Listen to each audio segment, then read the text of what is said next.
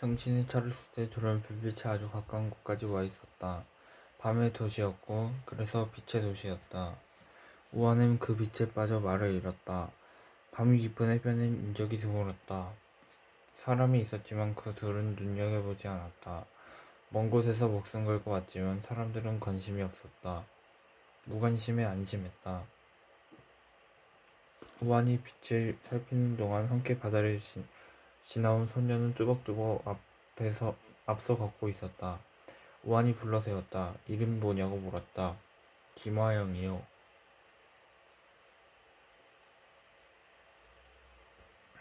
이곳에 왜 왔냐고 우환은 다시 물었다. 금방 대답하지 않기에 자신이 먼저 대답했다. 목숨 걸고 이곳에 온 이유를 말하려 할수록 말할 만한 게 아니라는 생각에 자꾸 망설여졌다. 원래 우환이 말을 더듬는 사람이 아니었다. 아롱 사태라고. 아니 그런 그 사태가 아니고 국 끓이는 법을 배우러 왔어. 저기쯤 어디에 곰탕이라고 고기 꼭 맛있게 끓이는 집이 있는데 거기 내가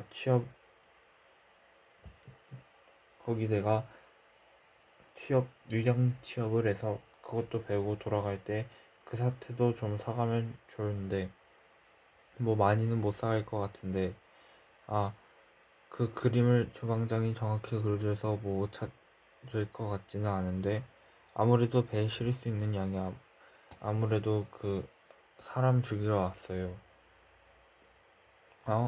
저요 사람 죽이러 왔다고요. 김하영이라는 소녀는 분명히 말했다. 아랫동네에 살면 뭐든 한다. 우환도 안다. 우환도 그랬다. 하지만 사람을 죽이러 왔다는 소년의 대답이 우환을 당황하게 만들었다. 당황해서 필요 없는 걸 묻게 됐다. 누구? 아직 몰라요. 김하영이 먼저 도시로 사라졌다. 불 꺼진 곳들은 어두울 텐데 어디로 가는 건지. 이우환은 밤이 지나가기 기다렸다. 바다를 보다가 심해지며 파도를 봤다. 시간이 얼마나 흘렀을까? 해가 바다 아래에서 붉게 올라왔다. 우환은 허리춤에서 신발을 풀어서 신었다. 도시를 향해서 걸었다. 외투를 벗었다. 5월도 절반이 넘어가고 있었다. 바다에는 그들이 두고 온 배만 있었다. 배는 흰색인 듯 하다가도 투명했다. 그렇게 파도에 흔들흔들 보였다 안 보였다. 그 안에 탄 사람들도 보였다 안 보였다 했다. 왼팔이 오른팔보다 길었다. 개싸움 마냥 마구잡이로 팔을 휘젓다가도 얼굴이나 배 아래쪽이 비었을 때는 준비해뒀던 왼팔을 뻗었다. 이순애는 그런 게 그냥 본능적으로 되었다.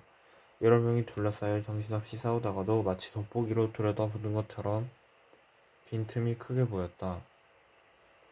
하필 돋보기라니. 이순애는 신도 안 된 아버지가 돋보기 안경을 쓰고 뭘 보고 있는 모습이 싫었다. 남들에게 한 겹인 세월이 그 사람에게만 몇 겹인 것 같았다. 겹겹이 푸른으로만 포개진 이 바쁜 와중에 돋보기를 떠올리다니. 순애는 하필 자신의 타고난 능력을 돋보기를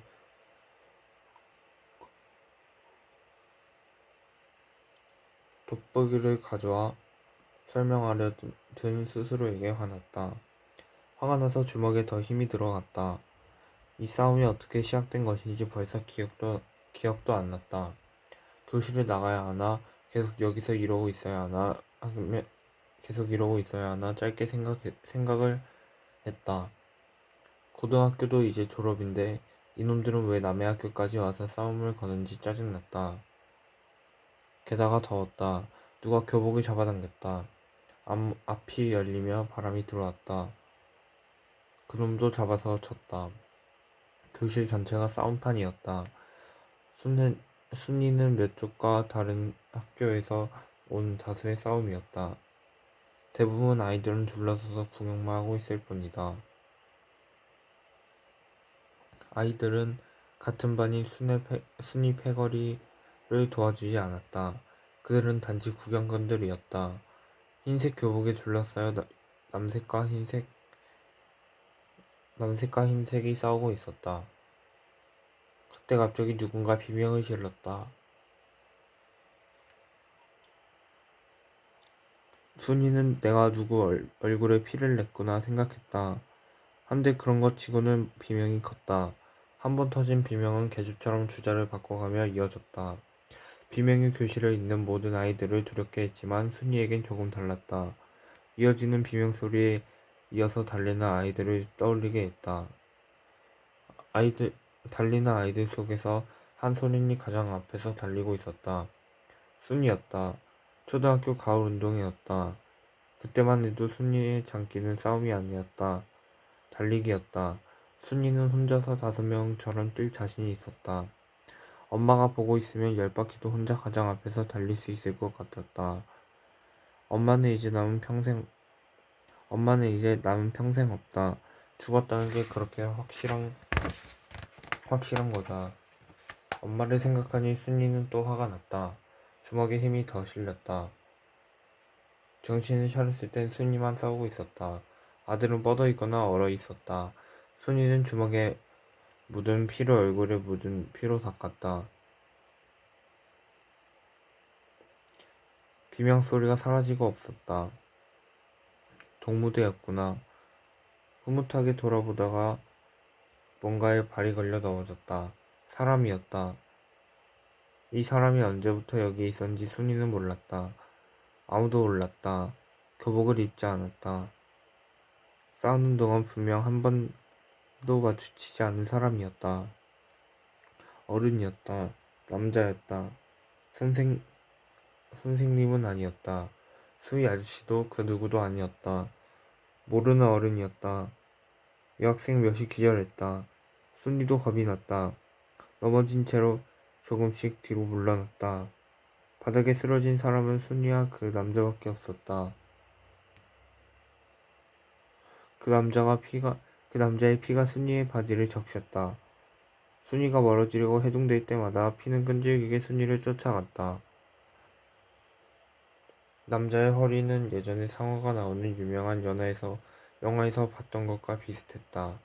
뭔가 옆구리를 뜯어먹은 것 같았다. 입이 아주 큰 뭔가가 뱃속에 담겨 있어야 할 것들이 교실 바닥에 쏟아져 있었다. 또 한 명의 여학생이 기절했다. 사실 가장 이상적인 것은 뜯어먹힌 부위가 너무나 정확하게 원의 일부 같다는 점이었다.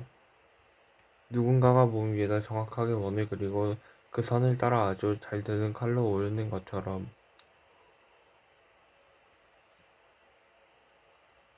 하지만 아이들은 그것까지 볼 정신이 없었다. 교실에 있는 누구도 그걸 알아보지는 못했다. 이 남자가 교실로 들어오는 걸 본 사람도 없었다. 이 남자가 죽는 걸 본 사람도 없었다. 바다를 좋아하시나 봐요. 아이는 양창근에게 물었다. 처음 봤을 때 아이는 고등학교 2학년이었다. 정근항 경찰서로 출근한 첫날이었다. 아이는 길이 아닌 남의 집 옥상에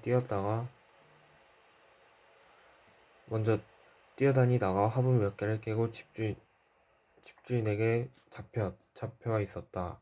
아무도 맡기 싫어하는 일이라 타지에서 온 양창근에게 떠넘겨졌고 양창근은 수년에 걸쳐 수십 년에 걸친 연쇄살인 사건을 해결하게 되었다. 떠나올 때 아이는 처음 만났을 때 양창근의 나이가 되었다. 인천에서 부산으로 정근에 간다고 했을 때 31가 된 아이는 양창근에게 마지막으로 저렇게 물었다. 바다를 좋아하냐고. 그렇게 생각해보지는 못했다. 인천과 부산의 공통점이 바다라는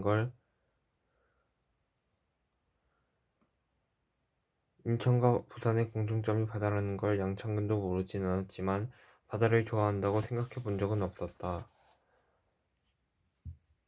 그냥 담배 피우기 좋은 곳이 길을 따라 길게 펼쳐져 있다는 것밖에는 그게 바다가 아니라도 양창근은 상관없을 것 같았다. 바다가 보이기 시작한 지 꽤 되었다. 양창근은 차를 세우고 내렸다. 담배를 물고 바다를 봤다. 부산의 바다였다.